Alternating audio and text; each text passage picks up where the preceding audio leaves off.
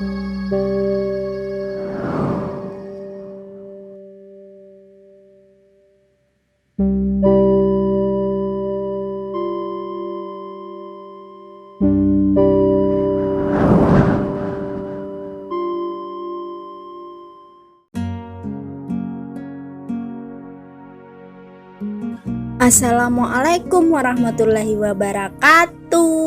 Apa kabar sahabat online semuanya? Jumpa lagi bareng Biasa FM dan Wanita Pecinta Kopi. Masih setia ya di channel YouTube Wanita Pecinta Kopi dan di radio online virtual Biasa FM di 107,7. Apa kabar nih hari ini? Pokoknya Biasa sama Wanita Pecinta Kopi itu seneng banget ya. Ini kedatangan tamu istimewa. Ya sih, tamunya adalah sebuah kiriman buku dari salah satu penulis yang sangat-sangat luar biasa ya menurut Bias dan Wanita Pecinta Kopi. Tapi banyak juga sih kemarin teman-teman yang udah baca bukunya, teman kerja Bias, teman kerjanya Wanita Pecinta Kopi sedikit-sedikit protes ya. Katanya di dalam buku ini terlalu banyak larangannya. Tapi tergantung seseorang itu. Kalau kalian mau hijrah, kalau kalian membaca dan mengambil faedah dan manfaat dari bukunya, ya alhamdulillah. Tapi kalau sekedar kalian membaca hanya untuk iseng ataupun untuk menambah wawasan, pila-pila ya.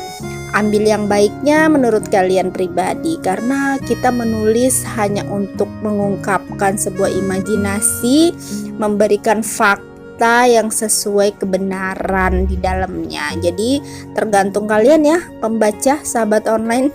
Mau nerima silakan, mau nggak nerima ya pokoknya diresepin aja. Tapi ini kata-katanya luar biasa, dan siapakah dia?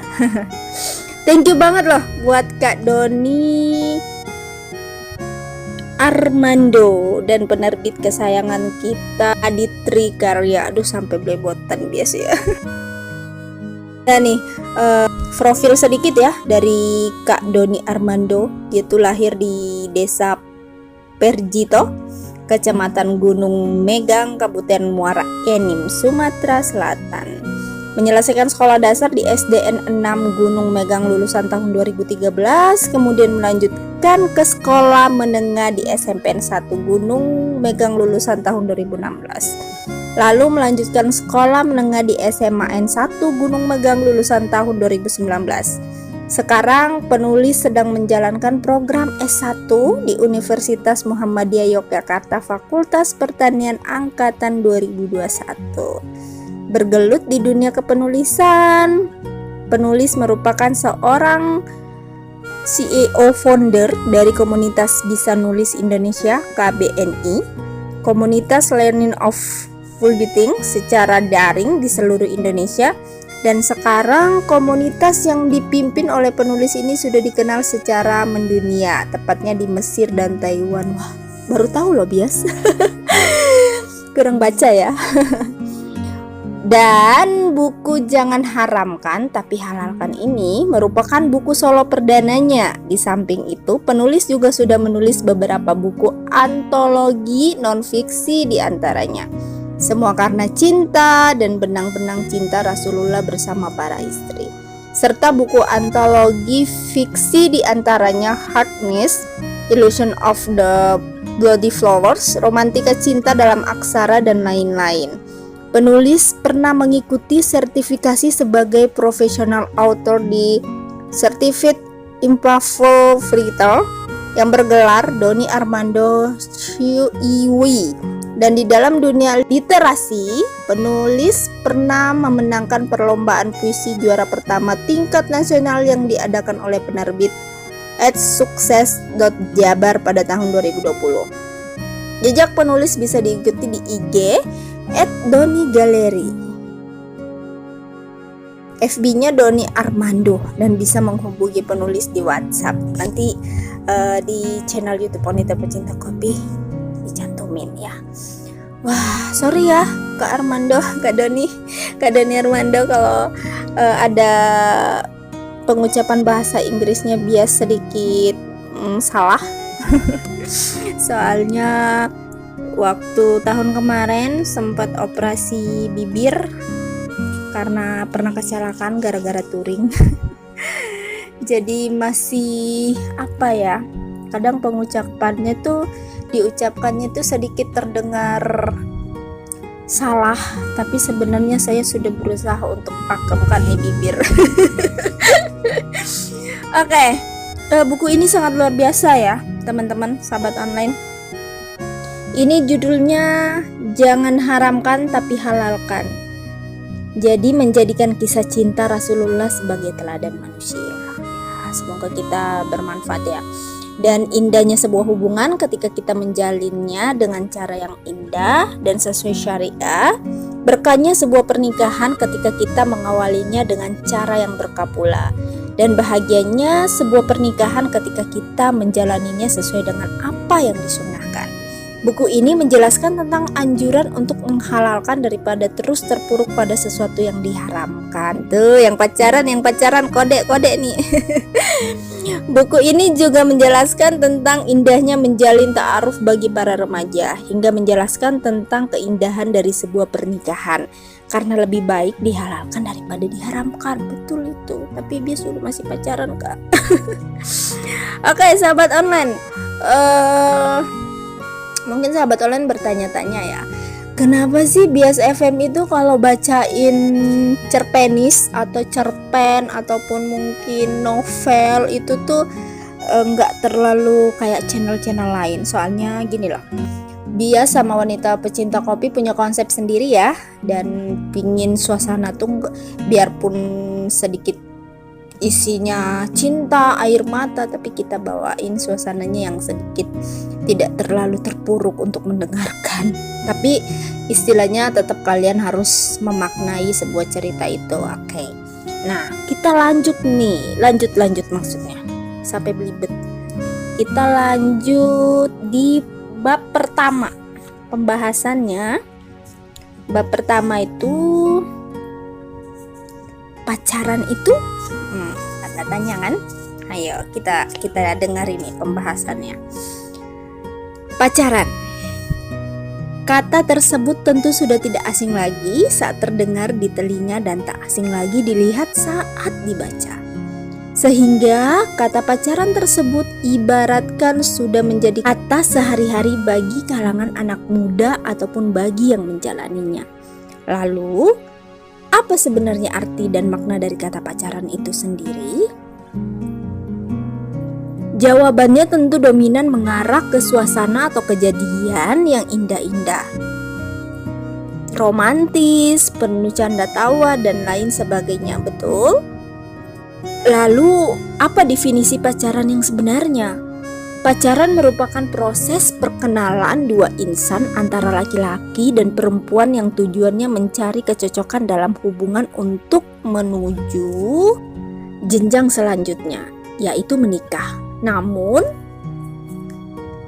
dari tujuan pacaran itu, ada pula yang gagal dalam menempuh pernikahan, disebabkan oleh banyaknya alasan yang membuat mereka harus berhenti atau putus, seperti tidak merasa cocok dengan sifat masing-masing, beda agama, orang tua yang tidak merestui, selingkuh, dan lain sebagainya. Lalu, apakah semuanya akan cukup berhenti sampai situ saja? Tidak. Ada beberapa pasangan yang ketika putus itu biasa-biasa saja, sehingga tidak ada masalah yang terjadi dari kedua belah pihak. Malah tetap untuk selalu menjaga tali silaturahmi. Namun, ada juga beberapa pasangan yang ketika putus pacaran malah berbuat hal yang anarkis atau hal yang lebih dari itu, seperti ancaman, bunuh diri, dan lain sebagainya. Ini biasanya ngeblok-blokin mantan-mantan. Oleh karena itu, penjelasan di atas membedakan dampak negatif maupun positif yang didapat ketika berpacaran. Jika pacaran masih ada yang berdampak positif, apakah itu masih diperbolehkan dalam pandangan Islam? Nah, pacaran yang dijalani oleh dua insan antara laki-laki dan perempuan yang belum mahram, maka itu jatuhnya adalah zina. Seperti yang dijelaskan dalam ayat Al-Quran yang berbunyi, Dan janganlah kamu mendekati zina. Sesungguhnya zina adalah sesuatu perbuatan yang keji dan suatu jalan yang buruk. Quran Surat Al-Isra ayat 32. Dalam buku Meraih Berkah dengan Menikah yang ditulis oleh M. Toproni dan Alia A. Munir bahwa isi dari Quran Surat Al-Isra ayat 32 ini menjelaskan kepada umat manusia untuk menjauhi zina. Sesungguhnya mendekati saja tidak diperbolehkan, apalagi melakukan. Namun, dalam hal ini kita sama sekali tidak dilarang untuk bergaul, selama hal tersebut tidak menentang ajaran. Banyak manusia yang tidak menyadari akan hal tersebut. Mereka menganggap kalau pacaran sudah menjadi tradisi, bahkan tren anak zaman sekarang. Mereka juga berpikir kalau pacaran merupakan cara utama untuk mengikat perempuan ataupun sebaliknya, untuk melangkah ke jenjang pernikahan. Sudah tergambar ya sahabat online. Sesungguhnya celakalah mereka bagi manusia yang menentang larangan Allah. Na'udzubillah. Perempuan yang berzina dan laki-laki yang berzina, maka deralah tiap-tiap seorang dari keduanya 100 kali dera.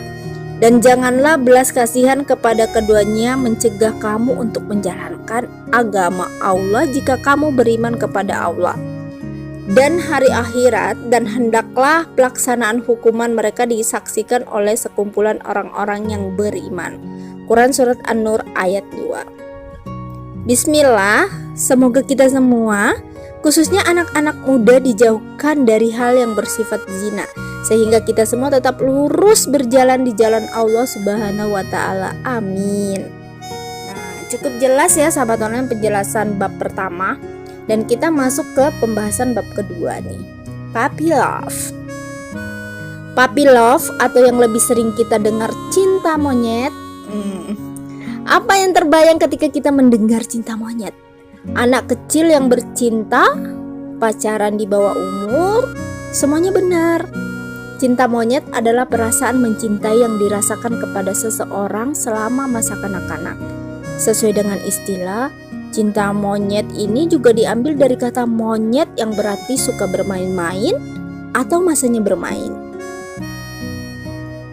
Apalagi saat waktu kita SD dulu, pastinya kita pernah menyukai satu bahkan lebih perempuan di kelas kita ataupun kelas sebelah. Betul apa betul?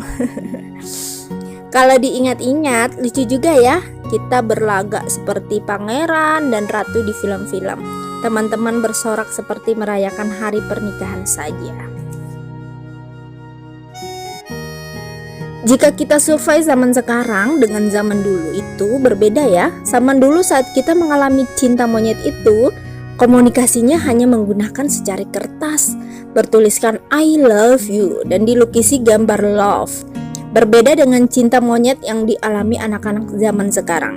Teknologi yang canggih membuat mereka lebih leluasa dalam berkomunikasi, seperti adanya aplikasi Instagram, WhatsApp, Telegram yang adanya fitur video call, voice note, mengirim foto, dan lain sebagainya.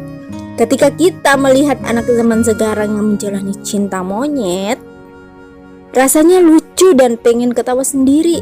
Terlebih kita bisa mengingat kenangan kita masa kecil dulu. Hai sayang, sudah makan belum? Selamat pagi sayang. Ada-ada aja ya.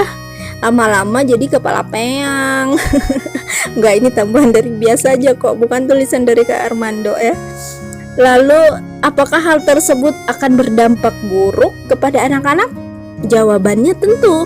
Anak-anak yang masih berumuran sekolah dasar yang sudah pacaran dengan teman sesama sekolah ataupun dengan tetangga akan menjadikan pikiran anak lebih fokus pada pacarnya daripada belajar. Kenapa tidak? Perasaan mencintai seseorang di saat masih di bawah umur itu biasanya lebih dominan tinggi dibandingkan rasa semangatnya untuk belajar. Bukannya kalau ada pacar lebih membuat kita semangat ke sekolah? Jawabannya betul. Tapi tidak ada tujuan baik dalam hal tersebut. Semangat untuk ke sekolah hanyalah ingin memandang pacarnya saja, bukan sepenuhnya untuk menuntut ilmu. Betul apa betul? Kenangan biarlah berlalu. Yang buruk kita jadikan pelajaran, yang indah kita jadikan pengalaman. Menjalani kehidupan seperti kita mengendarai sepeda motor. Semua tergantung pada diri kita sendiri untuk selalu fokus bagaimana caranya agar kita selamat saat mengendarai motor tersebut. Sesekali boleh melihat spion untuk berjaga-jaga, sama seperti kehidupan kita. Sesekali boleh mengingat masa lalu untuk pelajaran, tapi jangan sampai berlarut karena kita punya masa depan. Gitu sahabat online ya, dengerin tuh pembahasannya. Bismillah, semoga kita semua dikuatkan dan selalu istiqomah di jalannya, amin. Nah sahabat online, kita baca part 1 dan part 2 dulu ya. Dan tadi kita udah perkenalan sama Kak Doni Armando. Ya semoga ini bermanfaat buat kalian. Dan minggu depan kita bakalan lanjutin lagi part-part berikutnya. Tapi Bias sama Wanita Pecinta Kopi udah komitmen nggak semuanya bakalan dibahas di bukunya Kak Doni Armando yang judulnya Jangan Haramkan Tapi Halalkan. Tapi nanti Bias bakalan pilih-pilih yang terbaik lah, daftar isinya yang paling cocok buat pendengar sahabat online semua. Semoga bermanfaat. Jangan bosen-bosen ya dengerin kita berdua ya. Nah kalau mau belajar di tempatnya Kak Doni atau mungkin mau nerbitin buku atau buku puisi, cerpen, naskah, biografi atau apapun, bisa ke penerbit kesayangan kita lah di Trikarya ya. Nanti di deskripsi YouTube channel Pecinta Kopi bakalan di share semua alamat dan kontak adminnya, termasuk punya Kak Doni Armando, biar kalian bisa belajar. Yang menyukai sastra, dunia tulis menulis, silakan bertanya. Karena kalau kalian malu bertanya bakalan sesat ke jalan. Ujung-ujungnya kalian mampir dulu makan bakso. Oke, makasih ya teman-teman. Sorry nih hari ini agak-agak sedikit penuh dengan emosional. Bukan emosional, tapi terhura dan terharu ya. Dan kita jumpa lagi lain kali. Salam sayang selalu. Jangan lupa untuk bahagia. Salam hangat secangkir kopi. See you next time.